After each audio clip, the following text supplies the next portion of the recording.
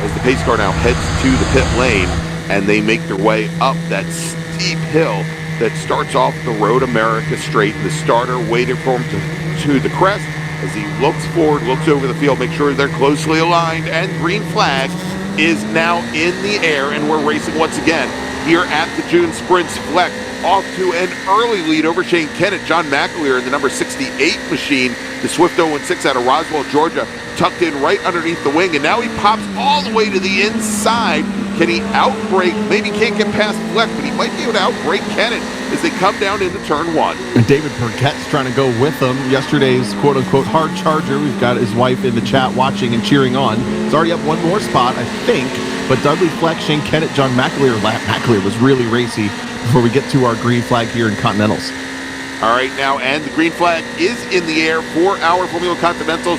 Brandon Dixon, John LaRue, Michael Verisons now as they come down the road. Verisons, who's in the white car, he's already been able to muscle ahead now of our leader, of our pole sitter as they come into turn number one. And a little cars getting wheels almost on top of one another there, Tom, as they came past the pit wall and in the one. It was really close, especially for, I think it was Gavin Moore who maybe had a big move at the last second towards the braking zone, but gathered it up nicely. Brandon Dixon takes over the top spot again. John LaRue was scored the leader at the start-finish line, but now that we're coming into the braking zone for turn 5, Dixon is leading the way over LaRue. Tomasi, Verisons, Campanale are the top five. And I've got to watch those white cars. I got to remember Verisons has the red, or kind of actually a Dayglow orange stripe along the base of that car right at the very bottom. And that's how you'll tell him apart from our current leader there in the class, LaRue, as Verisons now sitting in fourth position. All right, here as they make the way down into turn 8, down the Hurry Bottoms.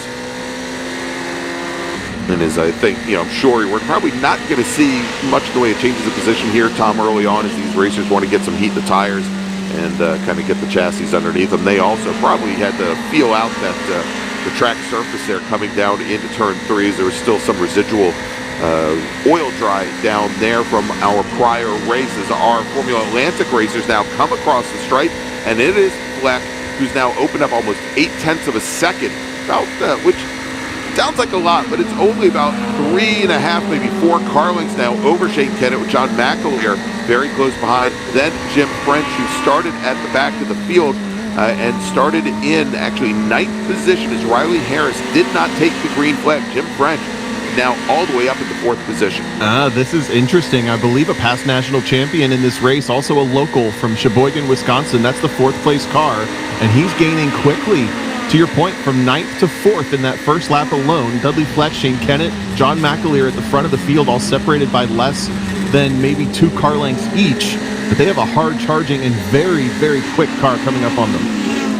Yeah, and so we knew that James French would not be here for testing, for qualifying, or for our race yesterday. They had already made accommodations for him to start from the very back of the pack and receive permission, even though he did not have a qualifying time in. And Tom, right out of the gate, he is awfully quick, having dispatched with David Burkett, J.R. Smart, Rob Radman, James Berlin, and Robert Albani on the very first lap. These cars are certainly quick enough. First of all, they are one of the quickest cars here, maybe just on top of the same lap times that the prototypes were running a little bit earlier, which means if we go green, this race may end as early as 30 minutes into the 45-minute window, completing all 13 laps.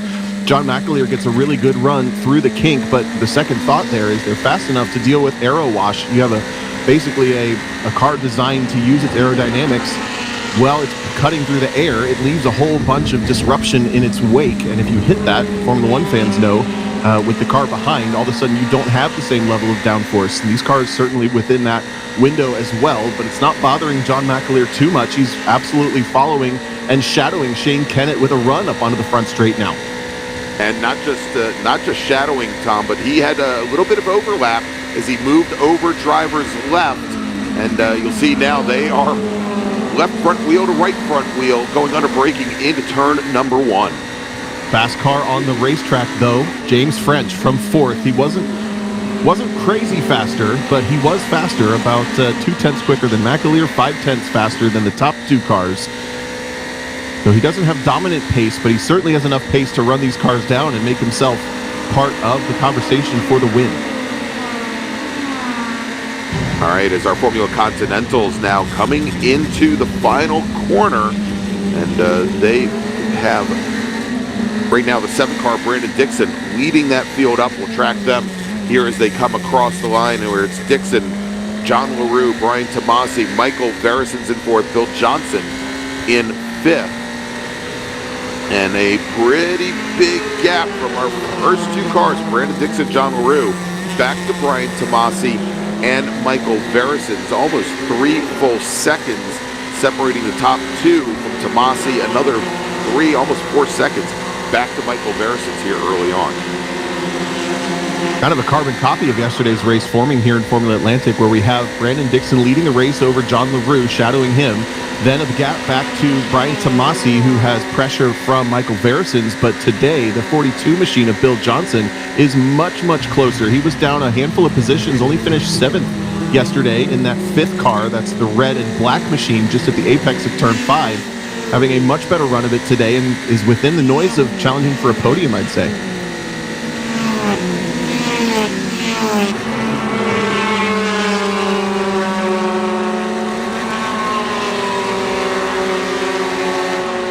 Things tighten up just a little bit in that battle for 3rd position, as now Michael Verison's in the white number 65. He is a 7-time national champion, albeit in Formula V, looking for his first now in Formula Continental. He starting to close things up just a little bit on Brian Tomasi. On the prior lap, Tomasi did run about 0.2 of a second faster. It looks like it may have swung the other way, at least early on in lap number 3. As Bill Johnson falling just a little bit off the pace in his Van Diemen RF01.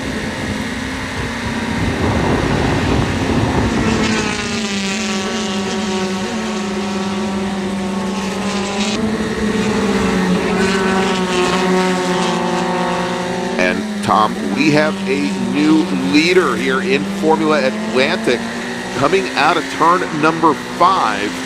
Dudley Fleck now gives up the lead to John McAleer, I believe, in the number 68 machine. We'll check back in with them here momentarily. Oh, look at this. I love to see this. 4 Atlantics nose to tail into the carousel. Clearing 100 miles an hour early, probably north of 120 when they come out, and accelerating north of 150 miles an hour by the time they break for Canada Corner. Absolutely flying, all four of these cars, Swifts, but James French in a slightly older Swift 014. The rest of the cars, 016s. I think that's just basically referencing the chassis code of the chassis year. Could be wrong there, but still the fastest car on the racetrack is the 4th in line with James French, as John McAleer couldn't find a way through yesterday, got within 1.2 seconds at one point in the race while following Dudley Fleck, but this time he's gone through early and is, if anything, started to check out, Greg. Yeah, indeed, and so McAleer spent many years racing in the Prototype 1 class, what is now the P class here in SCCA. He was your 2025 FRP, that's the Pro Series Formula Atlantic champion, and is currently leading their 2026 championship. He also swept the weekend at the Hoosier Racing SCCA Super Tour at Michelin Raceway Road Atlanta earlier this year in the same Swift 016. And indeed, after working his way clear just a lap ago at the end of this straightaway coming up down at turn number 5, he's seemingly opened up probably about a 1.5, almost a 2-second lead over Dudley Fleck, Shane Kennett, and Jim French.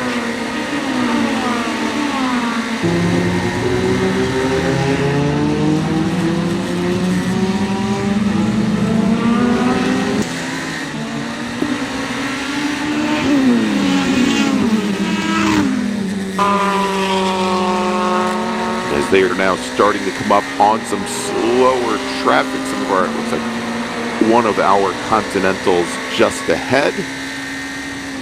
I'm going to guess that's Gary McDermott in the 55 car, but that was really the story of yesterday's race towards the later stages is traffic. Right there, John McAleer got slowed down just a bit on entry, didn't create an opportunity for Dudley Fleck, but he's now right there underneath the rear wing of the 68, your race leader, coming through the exit of the carousel. And it's going to be a slow trickle and then a flood of lap traffic as they catch the bulk of the Formula Continentals. Which isn't only a problem for Atlantics, it's a problem for Continentals as well. You really have to learn how to share the racetrack, create opportunities to get past or pass at the right moments, or else you can really lose a whole lot of time in a small exchange. Indeed, as they're coming up on the number 80 of Jeffrey Peets, and they do manage to get by coming out of Canada corner there and not getting caught up in this very twisty portion of the track. And Pete's running almost 15 seconds off the pace of our leaders here, so they were coming up awfully fast on him. But now breaking out to now a little bit under a second advantage as they cross the start-finish line. John McAleer looks like somewhere around the lines of 5 car lengths. Now back to Dudley Fleck with Shane Kennett, Jim French, only about 2 car lengths back from there. McAleer looking confident, and he's still pulling away just a little bit over the next 2, despite Fleck being the fastest of those trio. James French, once again, the fastest of all that lap by 0.2 of a second. Going to run out of space to keep going the fastest of anybody without making a pass here, though, as Shane Kennett has been solid there in 3rd. Dudley Fleck has been solid since he's fell to 2nd in the white and blue. McAleer is living the dream right now, just starting to cruise away. That's the fastest Sector 1 of all in the session. And now holds at least 10 car lengths, if not slightly more, as they get up north of 100 and 120 miles an hour.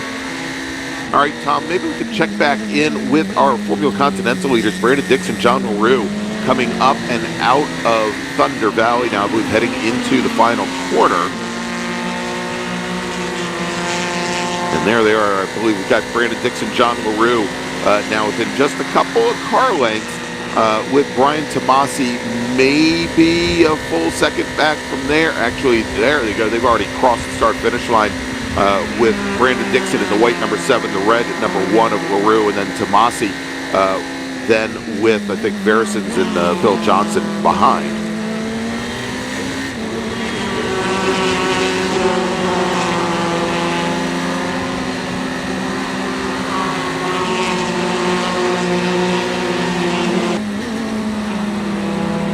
This field now starting to stretch out just a little bit as well.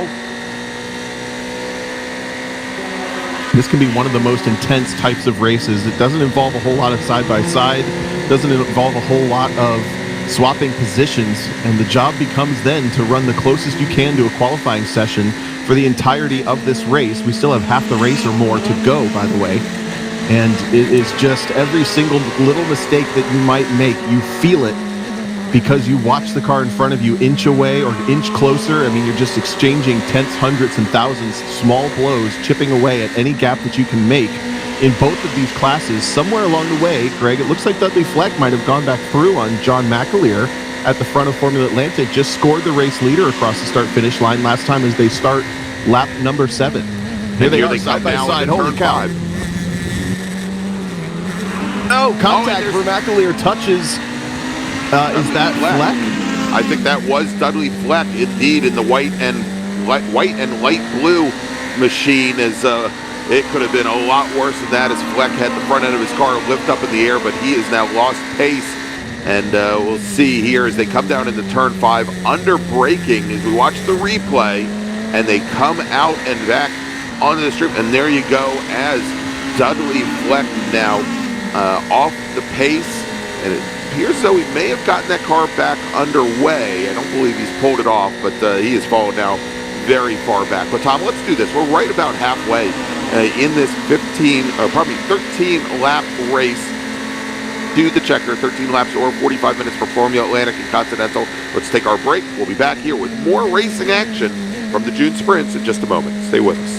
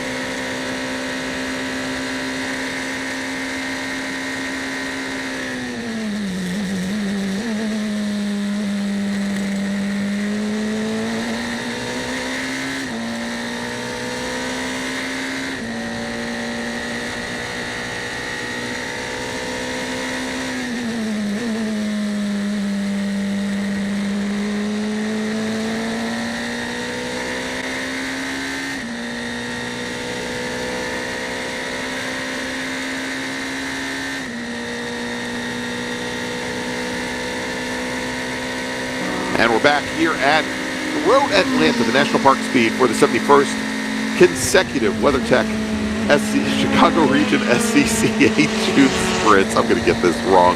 Or hell, I might get it right. You just did. One time here today. Exactly. Thank you, Tom. We love you, Greg. For confirming my feeling. Thank you. All right, we are now with 5 laps remaining, and we've had some pretty big developments, Tom. Right before we went to break, we saw the contact between John McAleer and Dudley Flex. They went wheel to wheel through turn number 5. Dudley Flex has now retired his car from competition. That leaves John McAleer as our leader. Shane Kennett in second. Jim French in third. David Burkett running a distant 4th position.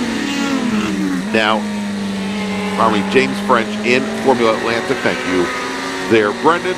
And then over in Formula Continental, Brandon Dixon, John LaRue, Brian Tomasi, Bill Johnson, your top 4. As we heard of the 65 of Michael Versons, had some problems over at turn 3 right after we went to break, slid the car off into the grass. He did continue, but we do have a local caution over at turn 12, Tom, over at Canada Corner, where we had a driver go off, and we heard that it may have impacted the wall over there. Now, we already have emergency services teams staged at that part of the track. We're sending a couple more teams out there. I believe that was possibly the number 14 of David Otte that is out there in his Van Diemen RFO1 Continental. We'll try and get some confirmation of that momentarily.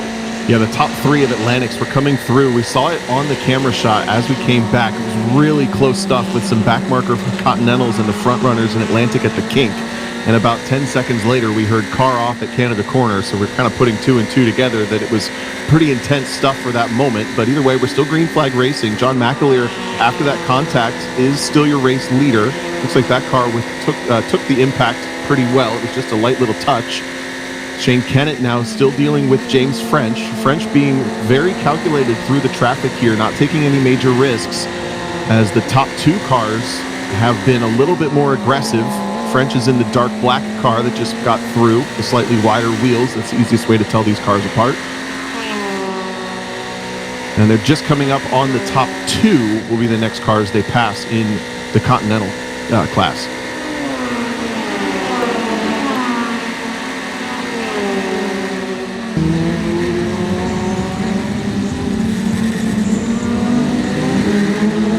And breaking into turn 5 here, and Kennett's going to be following McAleer up the hill, about 6 car lengths in arrears. James French, another 6 car lengths back there, as French had to work through some of our Continentals as he came up the hill and underneath the Corvette bridge. And soon enough, our racers, they're going to be coming into that zone down at Canada Corner. They're now heading into the carousel, but again, the incident there being handled under a local caution with 4 laps to go. So Tom, real quick, let me make a call to the grid for our next race. Attention the paddock, race group number 7, Super Touring Light, Super Touring Under, T2, T3, T4, please head to the grid. Race group number 7, please head to the grid. Watching right here on camera, Michael Versons on his comeback drive, trying to make a move on Gavin Moore. Oh, and more contact for John McAleer. This time, I think he might have damaged the car, carrying the right front. Yeah, something is unhappy. This is going to be opportunity for James French. He knifes up underneath the inside of Shane Kennett, who might be distracted with McAleer. McAleer can't make the final corner, falls off the racetrack, and all of a sudden, James French, 3rd to 1st in one corner. And Tom, looked as though maybe McAleer, maybe we can catch a replay of it. I think there might have been contact also between McAleer and another car on the exit of turn 14. We saw him having challenges with that suspension and over the grasscrete over there, but I thought there was another car right along with them. And we'll see if we can get a look at that as James French in one corner now takes over the lead from Shane Kennett. That's going to move David Burkett now up into 3rd position. J.R. Smart in the 4th. And it was Bill Johnson that John McAleer made contact with. McAleer trying to go up the inside, which would have become the outside at turn 13. And I think Bill Johnson, just kind of taking his normal line, ended up with the contact there between those 2. But French, with that calculated decision-making, hanging back a little bit more often than attacking, it paid off for him. There's Bill Johnson still circulating. That car survived the contact.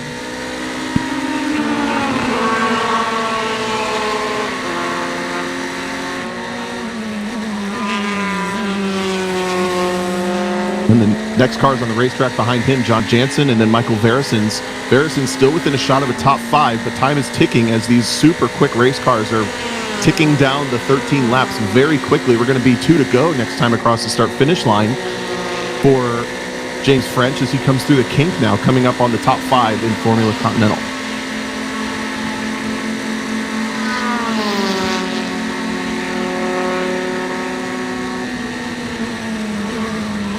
Here's your race leader, Brandon Dixon and John LaRue coming through turn 13 and up through the cotton snow. It's a beautiful shot, I must say. That's a really cool effect here for Road Atlanta there at the Fire Road America. I did it too. There solidarity for you, Greg. Thank you. I don't feel so. Actually, I do still feel bad. All right, and running wide here, coming out of turn 14, a little bit further back in the Formula Continental field. I believe that was Devin Lasser as he gets that car back underway.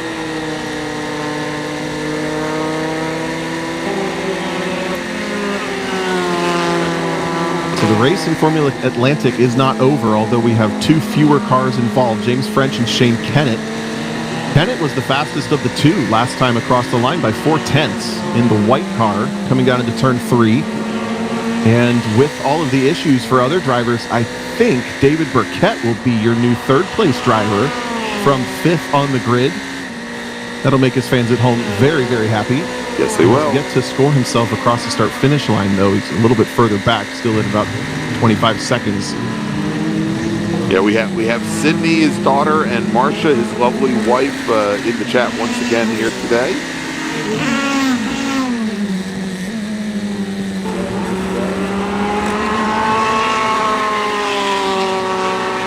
James French underneath John LaRue, sees it coming nicely at turn 7, opens the hands in the Formula Continental cockpit, and it lets the leaders of Atlantic go through. Dixon still leads the race, coming into some lap traffic for himself. Now deals with the race leaders coming up on him quick. Through the exit of the carousel, these cars are going to make speed quite differently at this section of the racetrack with the extra power of the Atlantics. Do they have enough time to get in front of Dixon? James French does. Shane Kennett does not. Does not. But Kennett should have enough ground to make up the difference as they come down here through the Kettle Bottoms in the Canada Quarter. But remember, we do have that local caution still down at turn 12. No, the local caution has now been withdrawn. And so we're back to green flag racing there. And as they come up the hill, Shane Kennett able to close to within 2 car lengths, maybe a car length and a half of James French. And they are going to see the white flag, Tom, this next time by as they come up the Road America straight. 1 lap to go. I'm leaning forward in my chair here between these two. This is such a good race in Formula Atlantic. As they came through the top 2 in Continental, no changes there. Dixon still leads by a little over a second over LaRue just across the start-finish line here. The gap in Atlantic is nothing because they're side by side. Shane Kennett clears James French into turn 1 and takes over the race lead.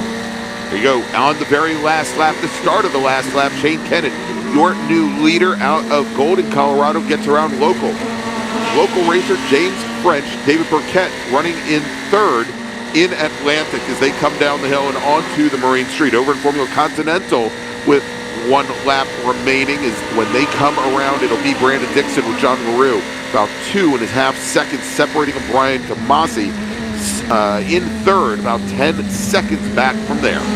The big question is whether James French has anything in his back pocket that we don't know about. He only gained the lead because of an opportunity given to him by other drivers. So far, he has been one of the fastest race cars, but not meaningfully more than anybody else or anything. So it's not like he just has a push to pass to make the pass back on Shane Kennett, who has been running in 3rd for most of this race. Now finds himself leading the way. And as it came out of 6th and headed into 7, Kennett was able to open up maybe 2.5 more car lengths on James French, and I think you're right.